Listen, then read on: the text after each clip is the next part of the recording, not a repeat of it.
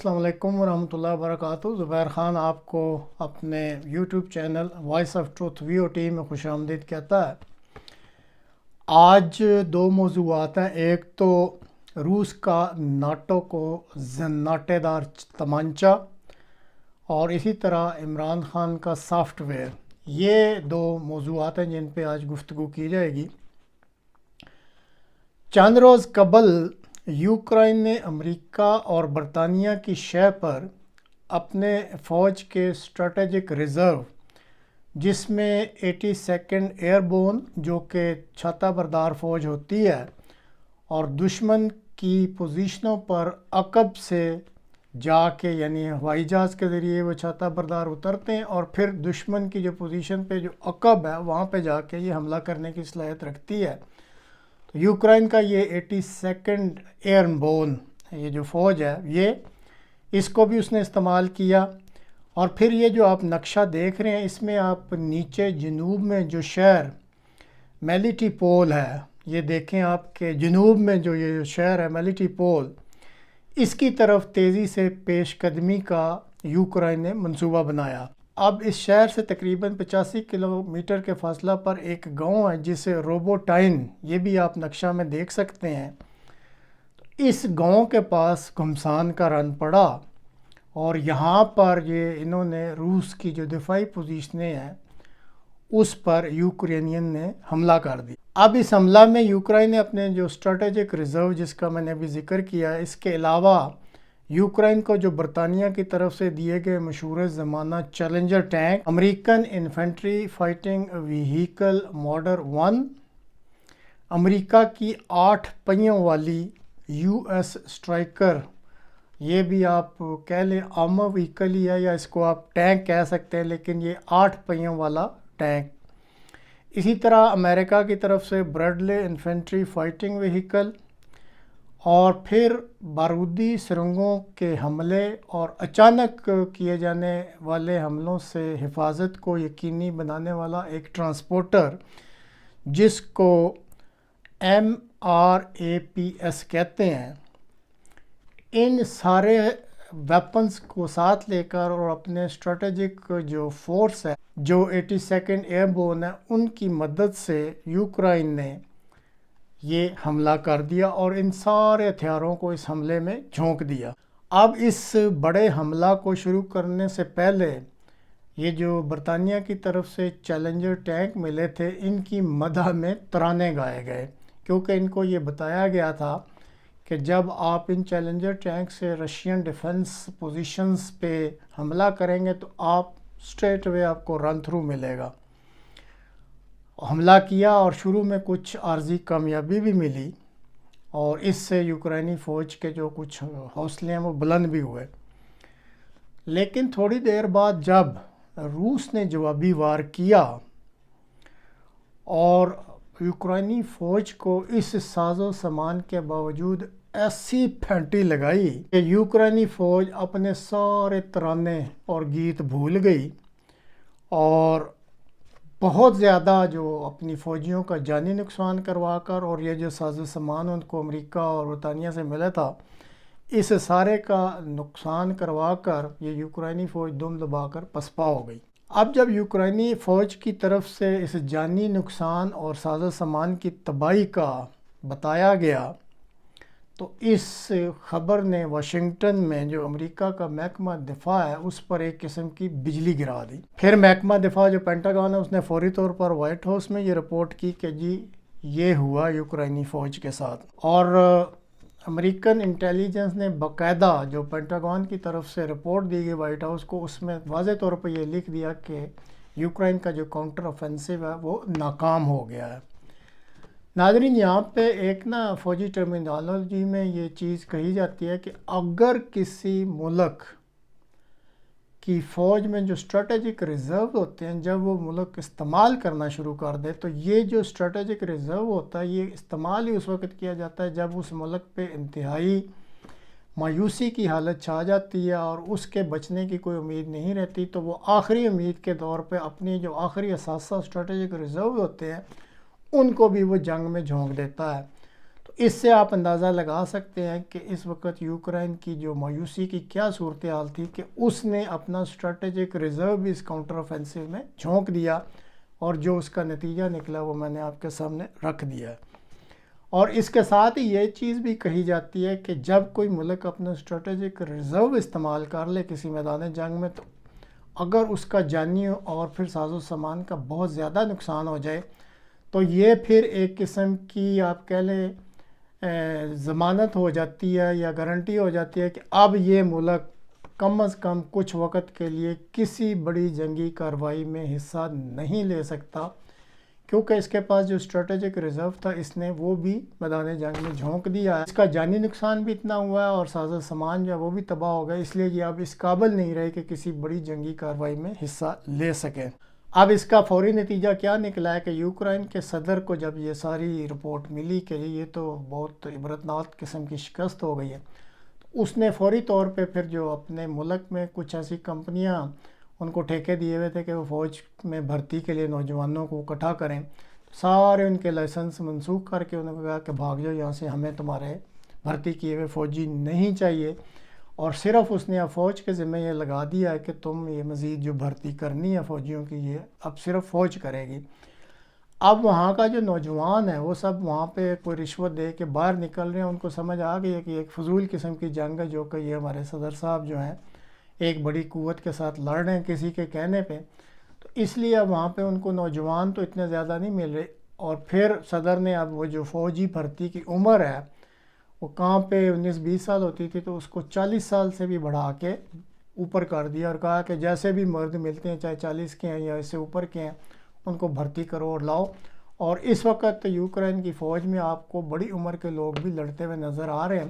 لیکن نہ ان کی کوئی ٹریننگ ہے، نہ ان کو کوئی اس میں دلچسپی ہے، ایک قسم کا آپ کہہ لیں کہ وہ روسیوں کے شکار کے لیے ایک انسان ہے جو کہ آگے کیے جا رہے ہیں اور اس سے کوئی فائدہ نہیں ہو رہا۔ اور اسی طرح یہ بھی اب خبر جو ہے وہ لیک ہو گئی ہے کہ بعض جو یوکرائنی فوج کی پرانی یونٹس ہیں ان کو جب اب آرڈر دیا جا رہا ہے رشین ڈیفنسز پر آگے ہو کے حملہ کریں، تو شنید ہے کہ ایسی یونٹس جو ہیں وہ اپنا اس کا اظہار کر رہی ہیں کہ وہ اس قابل نہیں ہے کہ ان ڈیفنسز پر حملہ کر سکیں، اور وہ یہ ایسے احکامات جو ہیں وہ نظر انداز کر رہی ہیں۔ اب اس کے برعکس جو روس ہے اس کی جو فوج ہے اس کا مورال کافی ہائی ہے، اور یہ جو آپ نقشہ دیکھ رہے ہیں اس میں آپ ایک خارکیو ریجن دیکھ سکتے ہیں، اوبلاسٹ اس کو کہتے ہیں۔ اب اس ریجن میں یہ جو ایک شہر ہے یہ بھی آپ نقشے میں دیکھ سکتے ہیں، کوپیانسک۔ یہ جو شہر ہے کوپیانسک یہ یوکرائن میں نا ریلوے کا ایک ہب یا بڑا مرکز کہلاتا ہے، اور روس جو ہے وہ پوری کوشش کر رہا ہے صرف اس علاقے میں، یہ جو نارتھ میں یہ جو خارکیو کا علاقہ ہے یہاں پہ جو رشینز ہیں وہ اس وقت اوفینسو موڈ میں ہیں، یعنی حملہ کرنے کے، باقی ساری جگہ جدھر ہے انہوں نے اپنا ایکٹیو ڈیفنس رکھا ہوا اور کسی قسم کے حملے کو وہ اپنے ڈیفنسو پوزیشن پر آنے ہی نہیں دیتے۔ اور میں نے ابھی آپ کے سامنے ساری صورتحال رکھی ہے کہ کس طریقے سے وہ جب ان پہ حملہ کیا ہے تو وہ پھینٹی لگا کے تو یوکرائنی فوج کو پسپا کر دیتے ہیں۔ لیکن یہ ایک ایسا علاقہ ہے خارکیو کا جس میں وہ اوفینسو ہیں اور حملہ کر رہے ہیں، اور اس وقت ان کا ٹارگٹ جو ہے یہ کوپیانس جو ریلوے ہب ہے اس پہ قبضہ کرنا ہے، اور شنید ہے کہ ان کی طرف سے یہ دعویٰ کیا گیا ہے کہ اگلے ہفتہ 10 دن میں وہ اس پہ قبضہ کر لیں گے۔ اب اگر اس ریلوے ہب پہ قبضہ ہو جاتا ہے تو پھر جو یوکرائن کی افواج ایسٹ اور نارتھ میں ہے ان کو جو سپلائی ہے وہ ٹوٹلی پھر منقطع ہو جائے گی، کیونکہ یہ واحد ایک ریلوے کا لنک ہے جس کے ذریعے سے ان کو یہ ساری سپلائی مل رہی ہے۔ اس ریلوے ہب پر قبضہ کرنے کے بعد جو روسی پلاننگ ہے وہ یہ خارکیو یہ جو شہر ہے یہ یوکرائن کا دوسرا بڑا شہر کہلاتا ہے، اور روس کا ارادہ یہ ہے کہ اس پہ قبضہ کر کے وہ پھر یہ جو یوکرائن کی اس وقت نارتھ اور ساؤتھ میں یہ جو یا ایسٹ میں کچھ فوج ہے اس کو نا سینڈوچ بنانا چاہتا ہے، ہر قسم کا سپلائی روٹ اس کا منقطع کر دے گا، اور پھر جب کچھ عرصہ اس کو سپلائی نہیں ملے گی یوکرائنی فوج کو تو ان کا خیال ہے کہ یہ خود ہی ہتھیار ڈال دیں گے، اور اس کے بعد پھر روس دیکھے گا کہ اس نے کیو پر قبضہ کرنا ہے یا پھر کوئی امن معاہدے کے لیے بات کرنی، تو وہ ایک ایڈوانٹیج پوزیشن میں آ جائے گا اور بہتر رنگ میں وہ معاہدہ کر سکے گا۔ امریکی صدر ہیں ان کو سخت پریشانی جو ہے وہ لاحق ہو گئی ہے، کیونکہ وہ چاہتے ہیں کہ میرے دوبارہ الیکشن جو اگلے سال ہونے ہیں اس وقت تک یہ جو یوکرائن کی جنگ ہے اس کی آگ بھڑکتی رہے، کسی طریقے سے یہ چنگاریاں چلتی رہیں تاکہ یہ جو ہے میں اپنا الیکشن اس کو لڑ سکوں۔ اور اس کے لیے انہوں نے اب پھر جو $20 بلین کی جو ہے وہ یوکرائن کی جنگ کے لیے مدد کی جو ہے وہ کانگریس کو ریکویسٹ کی ہے۔ اب دیکھنا یہ ہے کہ کانگریس جو اس وقت امریکی صدر بائیڈن نے ان کے آگے رکھا ہے اس سے اتفاق کرتی ہے کانگریس یا نہیں، لیکن بہرحال ان کی خواہش یہ ہے کہ یہ جو جنگ کی آگ ہے چاہے یہ سٹیل میٹ ہو جائے لیکن تھوڑی بہت ہی چنگاری چلتی رہے اور وہ اپنے الیکشن تک اس جنگ کو کسی نہ کسی رنگ میں، چاہے کبھی کبھی گولہ باری ہوتی رہے، لیکن اس کو وہ لائیو رکھنا چاہتے ہیں۔ اب جہاں تک پاکستان کا تعلق ہے تو پہلے بھی ان پروگراموں میں کئی بار بتلایا جا چکا ہے کہ اگر عمران خان کا سافٹ ویئر جو ہے وہ اپ ڈیٹ نہیں ہوتا تو یہ جو لوگ کو روز کہتے ہیں جی کل رہا ہو جائے گا، پرسوں رہا ہو جائے گا، یہ ایک سمپل سی بات ہے کہ پاکستان میں اس وقت جو حکومت ہے وہ ڈنڈے کی حکومت ہے یا ڈنڈے والی سرکار کی حکومت ہے۔ جب آپ کسی ایک مقصد کے لیے کسی کو ہاتھ ڈالتے ہیں تو جب تک آپ کا وہ مقصد پورا نہ ہو جائے آپ اس کو پھر وہ سہولت نہیں دیتے۔ اگر عمران خان کو سافٹ ویئر اپ ڈیٹ کیے بغیر رہا کرنا تھا تو پھر وہ قید ہی کیوں کیا تھا؟ ایک مقدمے سے فرض کریں آپ کو کچھ ریلیف مل جاتا ہے تو انہوں نے تو کافی اور مقدمے تیار رکھے ہیں، وہ کسی اور میں پھر اندر کر لیں گے۔ اس لیے یہ خیال کہ ان کا سافٹ ویئر اپ ڈیٹ کیے بغیر ان کو مکمل رہائی مل جائے گی، یہ خام خیالی ہے۔ اسی طرح اگر جب ان کو اقتدار سے نکالا گیا تھا تو سب کو پتہ ہے کیوں نکالا گیا تھا۔ جب تک وہ اپنا سافٹ ویئر اپ ڈیٹ نہیں کرتے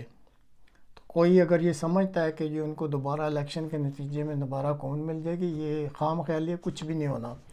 سب سے ضروری بات یہ ہے کہ ان کو اپنا سافٹ ویئر اپ ڈیٹ کرنا پڑے گا، قید سے نکلنے کے لیے بھی اور حکومت لینے کے لیے بھی، اور اگر وہ نہیں کرتے تو پھر یہ معاملہ ایسے ہی چلتا رہے گا۔ ابھی جیسے بتایا کہ اس ملک میں ڈنڈے والی سرکار کی حکومت ہے، باقی اگر آپ کو کچھ چہرے نظر آتے ہیں تو یہ سب کٹھ پتلیاں پیچھے بیٹھ کے نا وہ ڈوریاں ہلائی جاتی ہیں، تو جس طریقے سے وہ ہلاتے ہیں اس طریقے سے یہ کٹھ پتلیاں جو ہیں وہ اپنے بیانات بھی دیتی ہیں اور ایکشن بھی کرتی ہیں۔ آج کل یہ بجلی کے بلوں کا، بھاری بھاری بلوں کا بھی ایک شوشہ چھوڑا گیا ہے، تو یہ ایک ڈھونگ ہے، یہ دیکھ لینا آپ، یہ گیسی غبارے کی ہوا بڑی جلدی نکل جائے گی۔ اور پھر سب سے بڑی حیرانی جو ہوتی ہے وہ یہ ہے کہ یہ جو عوام ہیں جن کا وہ ڈنڈورا پیٹتے ہیں کہ مارے گئے لوٹے گئے، ان کو تو 2 وقت کی روٹی بھی نہیں ملتی، یہ جو ان کی ترجمان ہیں ان کی آپ ذرا توندیں دیکھیں اور موٹے موٹے چربی والے جسم تو دیکھیں کہ یہ آ کے جب نمائندگی ٹی وی کیمروں میں کرتے ہیں تو آدمی سوچتا ہے کہ یہ ہٹے کٹے کسی جگہ سے نہ ان کا کوئی فاقہ لگ رہا ہے، نہ ایسے لگ رہا ہے کہ ان کو 2 وقت کی روٹی نہیں ملتی، یا کہیں سے نہیں یہ لگتا کہ ان کو گیس یا بجلی نہیں مل رہی یا بجلی کے بلوں سے ان کو کوئی تکلیف ہے۔ کوئی موٹر سائیکل پہ جا رہا ہے، کوئی کاروں پہ جا رہا ہے اور آ کے وہ بیانات دے رہے ہیں، تو اس وجہ سے یہ سب ایک قسم کا آپ کہہ لیں ڈھونگ لگتا ہے جو کہ کچھ عرصے کے لیے رچایا جاتا ہے، اور آپ خود ہی دیکھ لیں گے کچھ عرصے بعد یا 2-4 دنوں بعد یہ لولی پاپ ان کو کوئی عوام کو سنا دیا جائے گا اور یہ پھر خاموشی چھا جائے گی۔ اسی طرح یہ جو کالے کوٹ والے وکیل اپنے آپ کو کہتے ہیں، میں تو ان کو یہی کہتا ہوں یہ بھی ایک سرکس ہی لگاتا ہے، انہوں نے لگایا ہوا ہوتا ہے سرکس،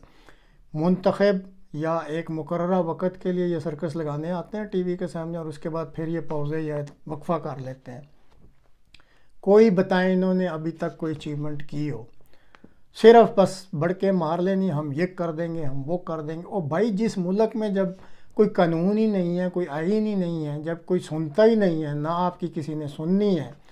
پیچھے بیٹھے ہوئے جن کی سرکار ہے ان کے